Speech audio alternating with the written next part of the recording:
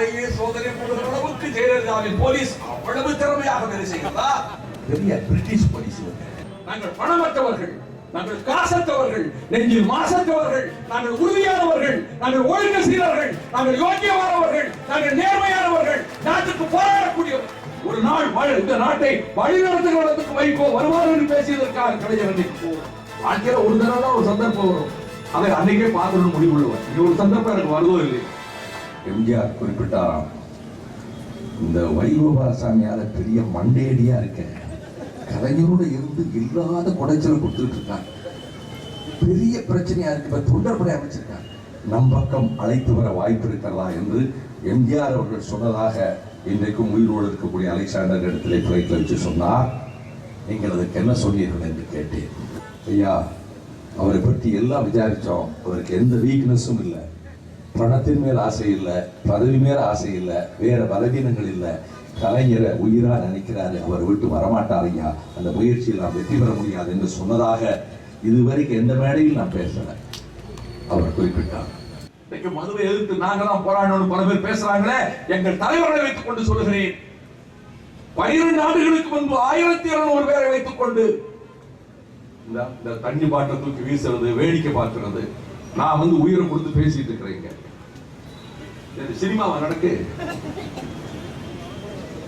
எல்லாம் வெயில சாப்பிடாம இருந்து கேட்டுக்கிட்டு இருக்கிறாங்க. நான் என்னைக்கு பேசாதது நீங்க பேசிட்டு இருக்கேன். வாழ்க்கையில ஒரு தடவை தான் ஒரு சந்தர்ப்பம் வரும், அதை அன்னைக்கே பார்க்கணும்னு முடிவுள்ளவன். இங்க ஒரு சந்தர்ப்பம் எனக்கு வருதோ இல்லையோ, அன்றைக்கு தாமிரபரணியில நான் நீராடும் போது கலஜா பக்கத்துல இருந்தா, இன்றைக்கு நான் மதிக்கிற மைப்பா நாராயணன் அன்றைக்கு ஜூனியர் விடுதலை இருந்தார், விகடன்பத்திரிகை இருந்தார் நினைக்கிறேன். அவர் என்னோட தாமிரபரணியில குளிச்சார். குளிச்சுட்டு எங்களை மடாதிபதிகள் அறிவித்தார்கள், சைவ சமய புறவர்கள் வாழ்த்தினார்கள், வைணவ பெரியார்கள் வாழ்த்தினார்கள், இஸ்லாமிய பெரியவர்கள் வாழ்த்தினார்கள், கிறிஸ்தவ பெரியவர்கள் வாழ்த்தினார்கள், அண்ணன் ஆலடி அருணா வாழ்த்தினார். வருங்காலத்தில் இந்த தமிழகத்தினுடைய ஆட்சி பொறுப்பை ஏற்க போகிற வைகோ என்று சொன்னதற்காக அவரை அந்த கட்சியிலே அவரை கட்டம் கட்டினார். நான் நினைக்கல, நான் பேசல, அருணா பேசினார். மாவட்ட அரசியலில் எனக்கு எதிரும் புதிருமாக இருந்த ஆலடி அருணா, ஜான்ஸ் காலேஜில் படித்த ஆலடி அருணா, அண்ணாவின் தம்பியான ஆலடி அருணா, ஒரு நாள் இந்த நாட்டை வழிநடத்துகிறதுக்கு வைகோ வருவார் என்று பேசியதற்காக கலைஞர் அன்னைக்கு கோபப்பட்டார். மதுவை எதிர்த்து நடந்தேன், வெயிலும் மழையிலும் நடந்தேன், நதிகள் இணைப்புக்கு நடந்தேன், ஜாதி சண்டை கூடாது என்று நடந்தேன், மத சண்டை கூடாது என்று நடந்தேன், ஓட்டு கேட்கவில்லை, மதிமுகவுக்கு ஆதரவு கேட்கவில்லை, இங்கிருந்துதான் 1200 கிலோமீட்டர் நடந்தேன். சில நேரங்களில் மயக்கம் அடைந்து உலகி தாண்டி ரோட்டு ஓரத்திலே எனக்கு மயக்கம் வந்து படுத்து கிடந்தேன். பிபி குறைஞ்சிருச்சு, டாக்டர் ஓடி வந்து பார்த்தாரு, ரெஸ்ட் எடுக்கணும்னாரு, வேலையை நடந்தேன். பாண்டிச்சேரி மத்தியான வெயில், மயக்கம் வந்து கீழே விழுந்தேன், டாக்டர் வந்தாரு, கேன்சர் பண்ண சொன்னாரு, வேலையை நடந்தேன். அந்த பாளையங்கோட்டை நகரில் இவ்வளவு நாட்களுக்கு பிறகு நான் வந்திருக்கிறேன். எனக்கு மோதிரத்தை பற்றி சொன்னவுடன் நெருக்கடி நிலை ஆட்சி கலைக்கப்பட்ட அன்றைக்கு திருநெல்வேலியில் முதல் கைது நான் தான். ராதாகிருஷ்ண ராஜா யோகியமான போலீஸ் ஆபீசர், ஐஜிஆர் ரிட்டையர்ட் டிஜிபியா, இங்க ஃபர்ஸ்ட் போஸ்டிங் டிஎஸ்பி, ராஜபாளையத்துக்காரர், கோஸ்ட் ஹானஸ்ட் ஆபீசர். அவர் 3 ஜீப்பு ஒரு வேன்ல வந்தார் வீட்டுக்கு 10 மணிக்கு. என் மனைவியினுடைய அண்ணன் இப்போ உயிரோடு இல்லை, மாமா சீனிவாசன் இருந்தாங்க, உள்ள வந்து சொன்னாங்க போலீஸ் நிறைய வந்திருக்குன்னாரு. நான் வெளியே வந்தேன், 10 நிமிஷம் எனக்கு டைம் கொடுங்க சார் அப்படின்னு சொல்லிட்டு டைரி எடுத்து என்னை போலீசார் கைது செய்து கொண்டு போகிறார்கள் என்று நான் விடுதலையாவேன் என்று தெரியாது என்ற போது என் துணைவியார் கண்கலங்கினார். இப்போ ஒரு வாடகை வீட்டில் இருந்தோம், என் பையன் சின்ன பையன் 3 வயசு, பள்ளிக்கூடத்துக்கு அனுப்பிட்டு இருக்கிறோம். என் துணைவியாரின் அண்ணன் அரசியலில் இதையெல்லாம் நான் சகித்தான் வேண்டும் என்றார்கள். இந்த கண்டெய்னர்ல 10,000கணக்கான கோடி 1000 ரூபாய் நோட்டு 500 ரூபாய் நோட்டு இருக்குன்னு கேள்விப்படுறேன். 10 லாரியில 10,000கணக்கான கோடி பணம் இருக்குன்னு நான் சந்தேகப்படுறேன், கேள்விப்படுறேன். Rajesh Lakhani chief electoral officer கார சோதனை பண்ணியிருக்காங்க. நம்ம ஊர் போலீஸ் பெரிய பிரிட்டிஷ் போலீஸ், பிரிட்டிஷ் ஸ்காட்லாந்து ஆளுக்காவே எங்கயா கதை விடுறீங்க DGP? Rajesh Lakhani chief electoral officer பணம் நடத்துறாரா? என்ன ஷோ காட்டுறீங்க? அந்த நல்ல மனுஷன் ராஜேஷ் லக்கானி நல்லா சோதனை போடுங்கன்றாரு. உடனே ராஜேஷ் லக்கானி காரையே சோதனை போடுகிற அளவுக்கு ஜெயலலிதாவின் போலீஸ் அவ்வளவு திறமையாக வேலை செய்கிறதா? பாவப்பட்ட விவசாயி, நொந்து போற வியாபாரி உழைச்சி 50,000 70,000 கொண்டு போனா ரோட்டை பிடுங்குற. நான் நேற்றைக்கு இந்த குற்றச்சாட்டை வைத்தேனே, சோதனை போடு ஜெயலலிதா விட்ட ஒரு ஜாமா வெளியே போக கூடாது, சோதனை போடு. ஆனா ரூபாயை லேசா மறைச்சிருவாங்க. நான் கேள்விப்பட்ட பூமிக்குள் பாதாள நிலவரைகள் அமைக்கப்பட்டிருப்பதாக. அது யாரும் கண்டுபிடிக்க முடியாது. அண்டா காகசம் அபு காகசம் திறந்து செய்தாலும் திறக்காது. அலிபாபாவின் கொள்ளைக்காரர்களை விட, அலிபாபா 40 கொள்ளைக்காரர்களை விட திறமையானவர்கள்.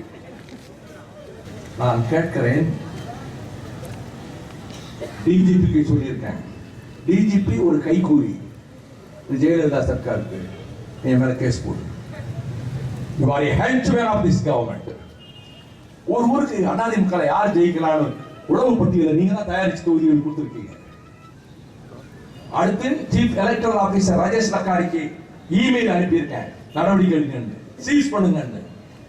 ஓட்டுக்கு கொடுப்பதற்காக குவிக்கப்பட்டிருக்கக்கூடிய ஊழல் பணம். அடுத்து சீஃப் எலெக்ஷன் கமிஷன் டெல்லிக்கு நான் இமெயில் அனுப்பி இருக்கிறேன். இத்தனையும் சொன்னேனே, நான் கேட்கிறேன், வருத்தப்பட்டு கேட்கிறேன், இந்து வெளியிட்டதா? நண்பர் கோலப்பனிடம் கூட சொன்னேன், அவர் நல்ல நண்பர். நான் பார்க்கிறேன், நண்பர்கிட்ட சொல்லி திரும்ப வாங்கிக்கிடுங்க, ரிப்பீட் பண்றேன் என் இமெயில. இந்து வெளியிடவில்லை, இந்தியன் எக்ஸ்பிரஸ் வெளியிடவில்லை, தினமணி வெளியிடவில்லை, தினத்தந்தி புத கண்ணாடி போட்டு பார்க்கிறது 4 வரி போட்டு தினகரன் நல்லா வெளியிட்டிருக்காங்க. தமிழ் ஹிந்து முத பக்கத்திலே போட்டிருக்கிறாங்க. ஐ சல்யூட் தம், அவங்கள நான் வாழ்த்துறேன்.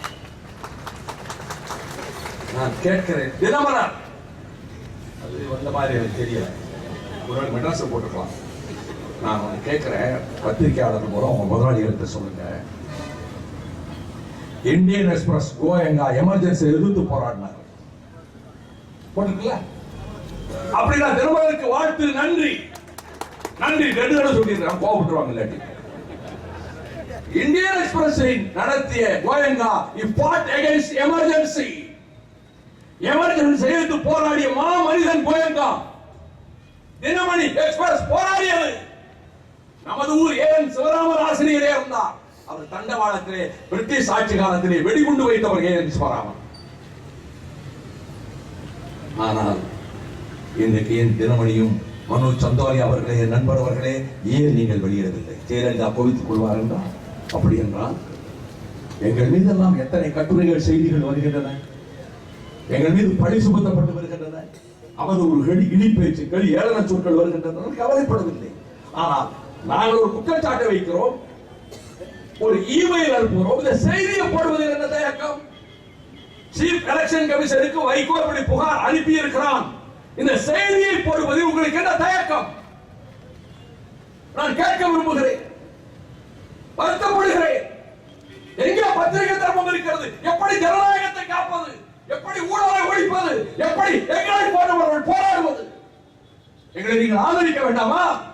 நாங்கள் பணமற்றவர்கள், நாங்கள் காசற்றவர்கள், நெஞ்சில் மாசற்றவர்கள், நாங்கள் உறுதியானவர்கள், நாங்கள் ஒழுக்க சீரர்கள், நாங்கள் யோக்கியமானவர்கள், நாங்கள் நேர்மையானவர்கள், நாட்டுக்கு போராடக்கூடியவர்கள்.